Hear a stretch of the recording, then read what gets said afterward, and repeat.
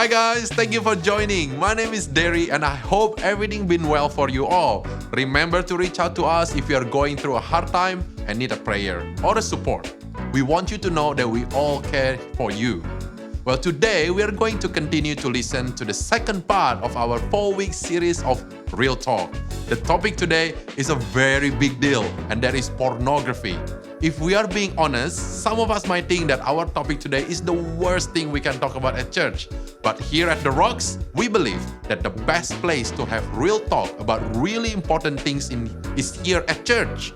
We want to be able to talk about anything here, including this topic. So let's have a listen.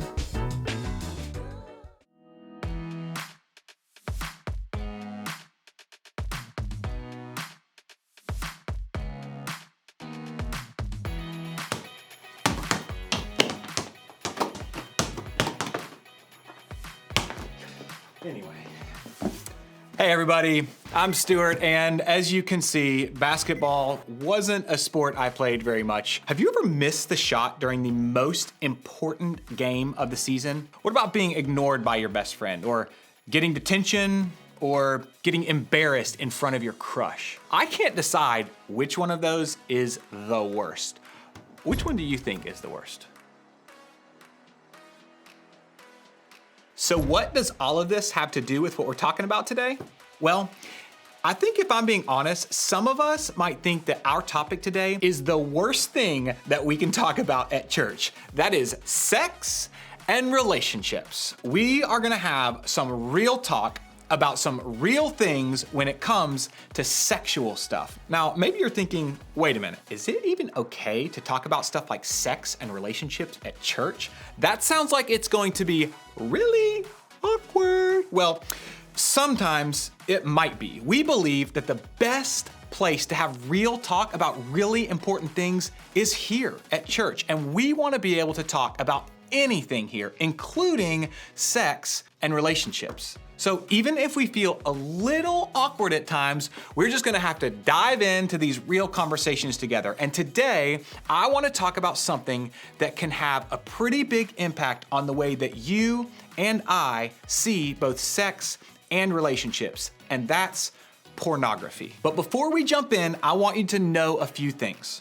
The first, this is a safe space. That means there's no judgment, no question that's too embarrassing to ask, and no conversation that's off limits. Second, I think it's important to make sure that we're all on the same page about what we're talking about when we say pornography, because chances are a lot of different things come to mind when you hear that word. Pornography is any pictures, videos, or written material that shows or describes sex, sexual acts, or naked bodies in ways that are meant for sexual enjoyment. This could include things like pictures you find online, or movies, or TV shows, or books, or notes, or DMs that are sexual, or nude photos that you send or receive. This may not be true for you, but some people see pornography for the first time when they're in middle school, or maybe some even younger. Some teenagers are searching for pornography at least once a month, and a lot of teenagers are sending and receiving nude pictures and videos on a regular basis. They're looking at pornography pretty often, even if no one else knows about it. And because of that, it's so important to talk about pornography, especially here at church. Here's the thing. Pornography is a big deal. And whether you're totally freaked out or a little curious or already involved with it, pornography is something that's going to come up in your life one way or another. It's something that can impact sex and relationships in your own life. And that's why we need to talk about it in a real way together, even if it feels a little awkward or uncomfortable sometimes. See, pornography has the potential to change the way that you and I see sex and relationships. It can cause you to start keeping secrets from the important people in your life. It can cause you to change what you think that sexual things should be like. It can cause a lot of anxiety and doubt if the person that you like or you're dating is looking at it often. Or it can put pressure on you to do something or try something or look at something that you don't feel comfortable with. In other words, when it comes to sex and dating, pornography can make things seem better or more normal than they really are. It gives us an unrealistic view of what sex and relationships should be. And it can lead us to sexual situations that aren't healthy, they aren't respectful, they aren't honoring towards ourselves or the other person. And the point of this conversation is to get to the truth of sex and relationships. We want to help you know not just what's best for you, but also what honors other people. Remember, we're here to have real talk about the truth about sex and relationships. And that means we have to see things like pornography for what it is, something that can hold you back from God's best for you. And I want you to experience God's best for you in all areas of your life. So as we have real talk today, I want to talk about a guy named Paul, who thousands of years ago was the king of real talk. He was one of the leaders in spreading the message of Jesus. He wasn't afraid to get real about what it meant to follow Jesus. But in certain places Paul went, that message wasn't always welcome. Eventually, Paul actually ended up in prison because of his faith. And that's actually where he was when he wrote the letter that we're going to look at today. See, even though Paul was in prison, he wanted to encourage other people who believed in and followed Jesus to live the way that God called them to live. Paul knew that knowing Jesus changes everything. So he wanted to do whatever he could from wherever he was, even in jail, to make sure that Christians could know Jesus and follow his teaching. So in his letter to the people in a town called Ephesus, Paul gave them and us a way to think about the decisions that we make and the lives that we live. So let's take a look. Be very careful then how you live, not as unwise, but as wise. So right away, we get this new way to think about how we live.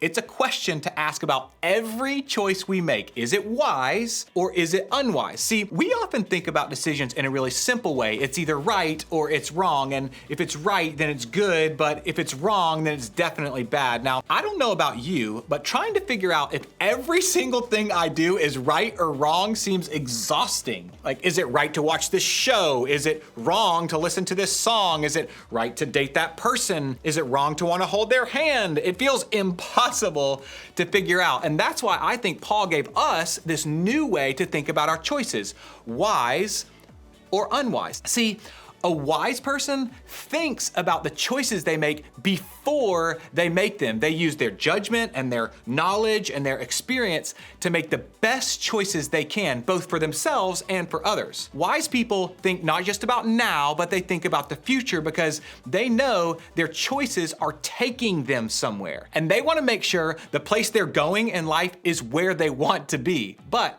an unwise person, well, they make decisions without thinking about them all that much at all. They don't think about the way that their choices might impact their lives or the lives of those around them. They go down a path in life with no clear direction, and that eventually takes them somewhere they don't want to be. And here's what's true for all of us. Our choices take us somewhere. They lead to other things. Think of it like this. Train tracks are designed to get a train to a specific location, and there are tracks that lead in different directions, like this one or like this one, and whichever track the train takes, it can end up in all types of places. It's the same way with our choices. There are so many different choices like this that we can make, and our destination, where we end up, depends on what tracks we choose along the way. And unwise choices when it comes to things like pornography can lead you towards all kinds of places that you don't want to be. You can find yourself dealing with addiction, insecurity, bad relationships, secrets, and more. But wise choices, well, they can lead us towards better things. They can lead you to becoming the kind of person who not only honors yourself, but honors the person you're in a relationship with too. They can help you experience God's best for your life. See, that's why it's important to have real talk about pornography so that we can help each other understand what's wise and encourage each other to choose it for our lives. But here's the deal. I get that this isn't easy. I understand that for a lot of you, this almost feels impossible. And maybe that's because you're so far in with pornography already that the thought of actually being able to stop and make a wise decision feels incredibly difficult. Or you may feel like you made a decision that took you to a destination that you can't come back from. And I also understand that most things that we hear about sex and relationships tells us that pornography is a totally normal part of it, that everybody sees it, that it's not a big deal, that there really isn't a way out. But here's what Paul said: the temptations in your life are no different from what others experience.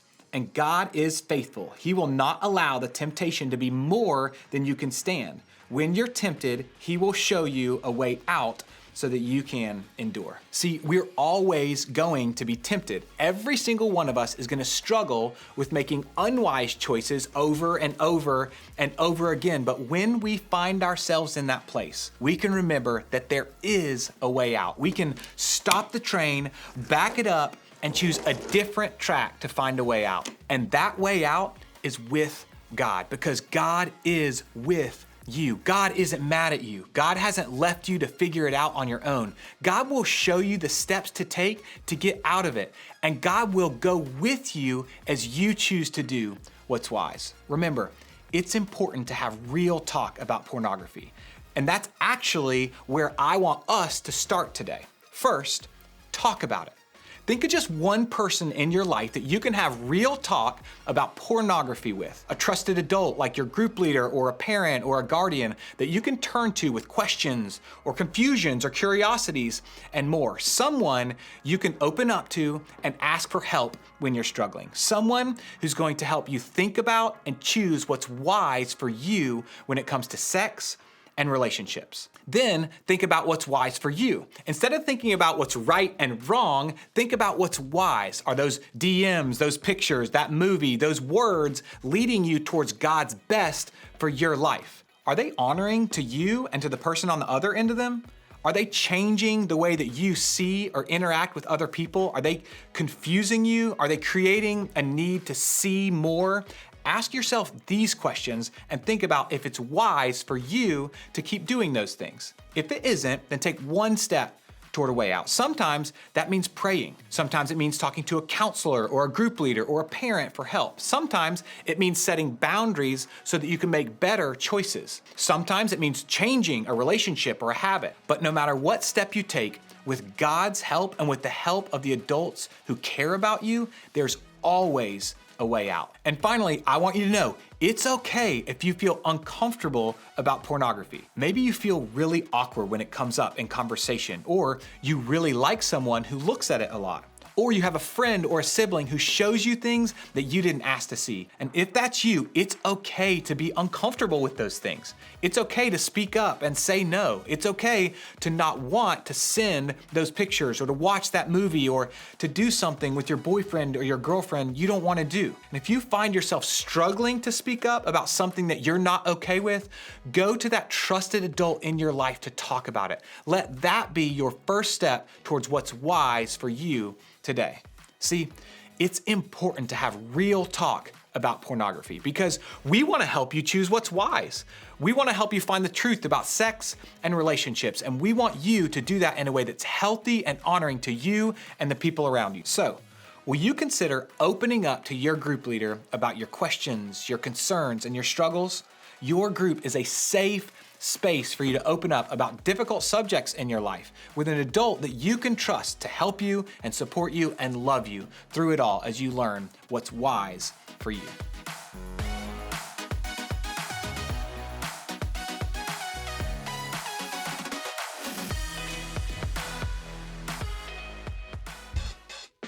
Thank you for listening, guys. See, it's important to have real talk about pornography because we want to help you choose what's wise. We want to help you find the truth about sex and relationships. And we want you to do that in a way that's healthy and honoring to you and to the people around you. Well, that's it from me, guys. Stay tuned for next week as we continue this series and talk about dating and relationship. It will be very interesting, so don't miss out. Thanks, guys, and have a wonderful week.